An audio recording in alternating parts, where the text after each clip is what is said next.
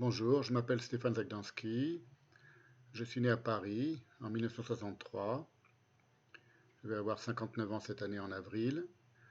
Je suis écrivain et j'ai consacré de nombreux ouvrages à notre époque, au monde contemporain, au délabrement profond du monde contemporain, à cause de la finance, à cause de la cybernétique. Ce sont des thèmes de prédilection à cause de la science. Et à cause de l'idéologie. J'ai consacré des livres à des écrivains que j'aime profondément et qui m'ont profondément nourri depuis que j'ai 20 ans.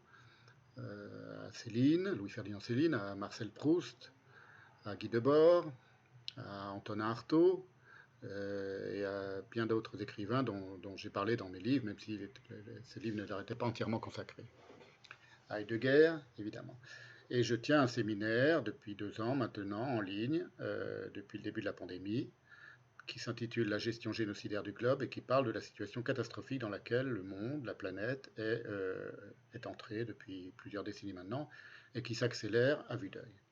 Je fais cette vidéo parce que je vais essayer rapidement de vous faire part des réflexions que je me suis faites à moi-même ces dernières semaines, ces derniers mois, qui m'ont incité, moi qui n'avais jamais voté de ma vie et qui ne m'étais jamais inscrit sur aucune liste électorale, à m'inscrire cette année. Et je l'ai fait très rapidement, en 5 minutes en ligne, sur la liste électorale à Marseille où je vis maintenant, et à voter dès le premier tour pour Jean-Luc Mélenchon et pour la France Insoumise. Et je vais essayer pour ceux d'entre vous qui me connaissent ou qui ne me connaissent pas et qui suivent le séminaire, qui sont donc plutôt des intellectuels, des gens qui aiment lire, des gens qui aiment réfléchir, je vais vous faire part de mes réflexions parce que je crois que nous sommes à un moment très grave de l'histoire des hommes, de l'histoire de la planète, et qu'il faut prendre une décision, et que toute personne qui ne prendra pas une décision dans le sens de celle que moi j'ai prise aura une part de responsabilité à ce qui va arriver ensuite. Et ce qui va arriver ensuite ne risque pas du tout d'être agréable, et même si Mélenchon d'ailleurs est élu, et même s'il est élu après le second tour, mais enfin, voilà les raisons pour lesquelles, selon moi, il faut maintenant se décider et prendre son parti. Nous sommes. Il n'y a plus moyen maintenant de douter de l'immense arnaque qu'a été la gestion de cette pandémie par le gouvernement français. Bon, je vais me contenter de parler du gouvernement français, qui était un ramassis de crapules corrompues et mensongères jusqu'à la glotte. C'est pas nouveau, mais enfin, tout le monde pouvait s'inquiéter un peu lorsqu'est apparue cette pandémie il y a 2 ans. Maintenant, il n'y a plus moyen du tout de douter de quoi que ce soit, de la corruption de Pfizer, de l'organisation de la panique pour prendre le contrôle politique de toutes les populations choquées et abasourdies. Bon, tout ça est maintenant clair et net. Si vous voulez vous renseigner, comme moi je l'ai fait, en lisant beaucoup et en m'intéressant de près à cette question, lisez le manifeste situationniste, le manifeste pardon, conspirationniste qui est très sensé, très intellectuel, d'un très bon niveau, et qu'il faut lire et qui dit beaucoup de choses et qui apprend beaucoup de choses sur la situation. Il vient toujours de sortir. Allez sur le site de François, dont le nom évoque un journal plutôt médiocre autrefois, mais qui est un excellent site aujourd'hui, où des médecins, des scientifiques, des gens qui contredisent la parole gouvernementale officielle, mais de manière très lucide et intelligente, ne sont pas du tout des complotistes, comme on les appelle, ou les antivax, comme on les appelle.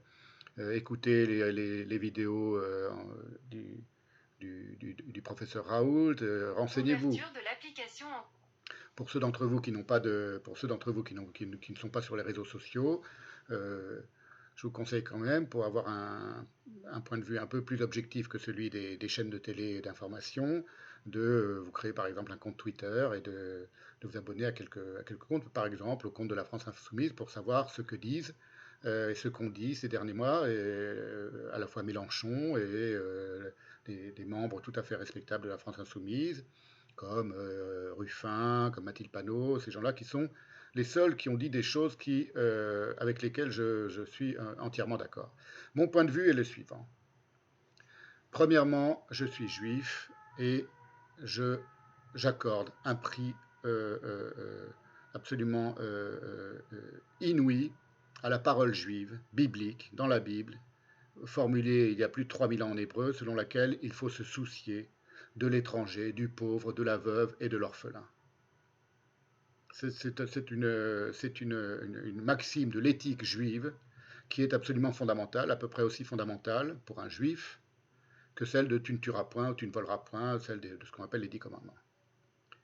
Voilà. Ça, c'est la première chose. Le seul discours politique, les seuls politiciens aujourd'hui qui tiennent compte de cette éthique minimale, de se soucier de l'étranger, l'étranger parmi nous, par exemple les musulmans en France et les gens qui sont d'origine algérienne, de la première génération d'émigrés. Moi, je suis de la troisième génération d'émigrés, mais je sais ce que c'est que d'avoir des parents, des grands-parents émigrés qui parlent mal le français et qui par ailleurs ont été persécutés pendant la Seconde Guerre mondiale. Mes parents et mes grands-parents et toute ma famille a été exterminée. Toute ma famille restée en Pologne a été exterminée pendant la Seconde Guerre mondiale. Donc, ce sont des choses que je connais de très près par les récits familiaux.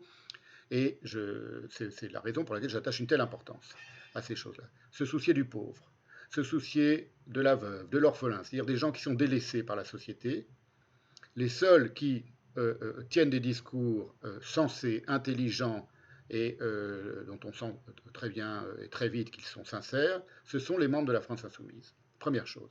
Deuxième chose, le programme de la France Insoumise est le seul programme à peu près cohérent avec lequel il y a beaucoup de choses d'un point de vue politique, d'un point de vue d'un projet de société, qui sont engageantes dans une lutte intéressante contre le capitalisme et le néolibéralisme, qui est le principal responsable de la destruction de la planète. Aujourd'hui, c'est pas nouveau, mais ça s'accélère et il y a un responsable, il y a des responsables humains, il y a un responsable systémique, si vous voulez, c'est ce qu'on appelle le néolibéralisme, le capitalisme, et aujourd'hui le néolibéralisme financier, sous la forme financière.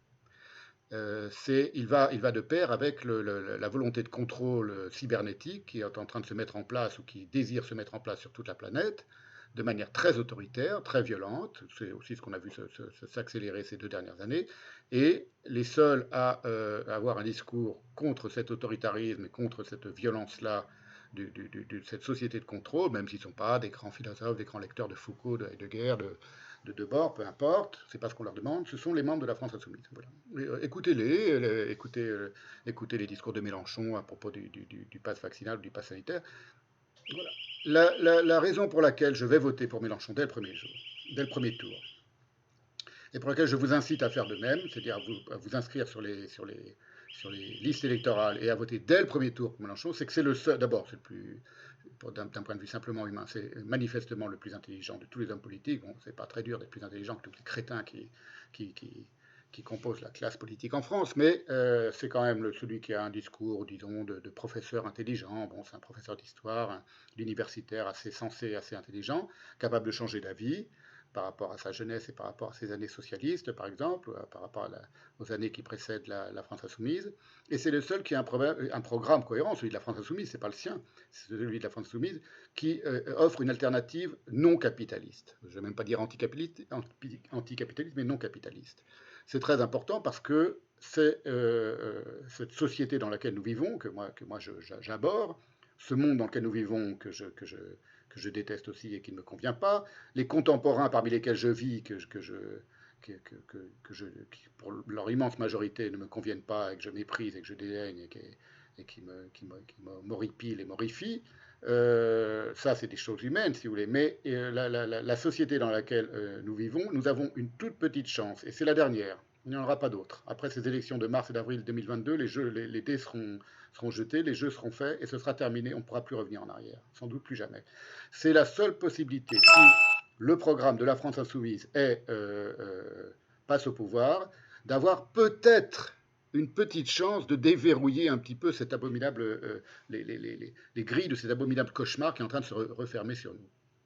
Pour des raisons, voilà, je ne vais pas expliquer longuement, mais ce sont les seuls qui ont un programme qui s'oppose un petit peu à ce verrouillage de la société, et pas qu'un petit peu, y compris d'un point de vue écologique, d'un point de vue économique et d'un point de vue politique, avec la proposition de pouvoir révoquer régulièrement des politiciens qui seraient corrompus, ce qu'ils appellent la 6e République, etc. Ça, ce sont des choses qui sont, si vous voulez, un programme et des projets qui sont porteurs peut-être d'un changement qui nous permettrait pour chacun d'entre nous de respirer un tout petit peu plus dans cette société étouffante. Ça, c'est la première chose. Voilà la raison pour laquelle il faut voter pour la France insoumise. Voilà. La personnalité de Mélenchon, je ne vais pas m'y attarder. Il y a des choses. C'est un homme. De toute façon, il n'y a pas de, il n'y a pas d'homme providentiel et on s'en fout. Il y a des côtés déplaisants, des côtés plaisants. Moi non plus, j'ai pas tellement aimé ses déclarations sur les juifs ou sur le judaïsme. Il n'y connaît rien, il n'y comprend rien. Probablement l'ensemble des membres de la France insoumise sont profondément antisionistes, comme beaucoup de gens de gauche et d'extrême gauche aujourd'hui. Ce n'est pas l'essentiel, si vous voulez, par rapport à ce qui va se passer, ce qui va arriver. Les juifs n'ont besoin de personne pour savoir qui ils sont, pour savoir ce qu'ils valent. Un connard comme Zemmour n'y connaît strictement rien, évidemment, il n'a de juif que la naissance. Donc, c'est pas, et l'État d'Israël ne sera pas mis en danger si la France insoumise passe au pouvoir. Donc, il faut se soucier d'abord de ce que dit la Torah pour un juif, et la Torah dit tu te soucieras de l'étranger parmi toi, parce que tu as été étranger en Égypte, du pauvre, de la veuve, de l'orphelin, de celui qui souffre, de l'aveugle. Et les seuls à s'en soucier sont les membres de la France insoumise. Donc c'est une des raisons supplémentaires pour lesquelles il faut voter pour eux. La raison tactique, si vous voulez, voilà, c'est que nous vivons dans un système qui est non seulement verrouillé, qui est non seulement étouffant, qui est non seulement abominable, mais qui est le seul possible pour l'instant. La Ve République en France, le système de vote, d'élections présidentielles régulières, etc. Ce sont les armes de l'ennemi. Ce sont les armes de l'ennemi, et même voter pour Mélenchon, c'est voter pour quelqu'un qui ne représente pas nécessairement absolument tout ce que moi, par exemple, je pense et j'envisage pour une société dans laquelle je me sentirais heureux. Mais c'est la seule arme qui est à notre disposition, et aujourd'hui, c'est le seul qui est en position peut-être d'être au second tour. Je ne parle même pas de ce que valent ou de ce que valent pas les staliniens, les Jadot, les écologistes aujourd'hui, les socialistes, etc. Ça n'entre même pas en ligne de compte. C'est qu'il se trouve que du point de vue des sondages, le seul qui a une petite chance d'être peut-être au second tour, si les gens font comme moi, c'est-à-dire s'ils se posent des questions comme je me les suis posées, et s'ils décident pour la première fois de leur vie de voter, de s'inscrire sur les listes électorales, il faut faire vite parce que c'est dans quelques jours, la clôture, et de voter dès le premier tour pour Mélenchon, plutôt que pour Poutou ou pour tel autre qui lui semblerait plus sympathique. C'est la seule chance que l'on a, peut-être, de forcer le verrou de cette société étouffante. Voilà pourquoi je fais cette vidéo et voilà pourquoi je vous fais part de mes réflexions. Il faut absolument, quel que soit si vous posez les mêmes questions que moi, il faut absolument voter pour Mélenchon dès le premier tour et lui donner peut-être une chance d'être au second tour. S'il ne passe pas, c'est-à-dire si n'importe lequel des autres passe, à gauche il n'y aura personne d'autre qui passera évidemment, que ce soit Le Pen, que ce soit Zemmour, ce sera strictement la même chose, la société ne sera pas moins étouffante, et on va tous beaucoup souffrir, tous autant que nous sommes. C'est quelque chose que je n'aurais pas dit il y a 2 ou 3 ans. Vous voyez, moi j'étais du haut de ma tour d'ivoire, je voyais les malheurs du monde, mais enfin je ne les subissais pas. Les malheurs du monde sont en train d'éroder complètement ma tour d'ivoire imaginaire, intellectuelle et littéraire. Et ne serait-ce que pour cette raison, je vais aujourd'hui entrer dans cette sorte de maquis mental qui est, pour moi, le fait de sortir de ma tour d'ivoire intellectuelle et d'aller voter pour Mélenchon. Voilà, je ne peux pas le dire mieux, je ne peux pas l'exprimer mieux sur une petite vidéo que j'enregistre maintenant. J'espère que j'arriverai à convaincre les gens qui sont indécis et qui suivent par exemple mon séminaire, donc qui savent un peu quelle est ma pensée. Évidemment, moi aussi je préférerais beaucoup savoir ce que pense Guy Debord de la situation, de la guerre en Ukraine. Tout ça est très mauvais. C'est très très mauvais, c'est-à-dire que le goulot d'étranglement se rétrécit encore un peu. Macron va, avec tous ses communicants et un grand coup de communication, paraître pour un chef de guerre, quelqu'un de viril qui va s'opposer à Poutine. Ce sera purement de la pure communication et de la pure propagande publicitaire, mais il y a des tas d'abrutis qui vont le voir sous la figure d'un quelqu'un de viril et un chef de guerre et qui vont voter pour lui, ne serait-ce que pour cette raison.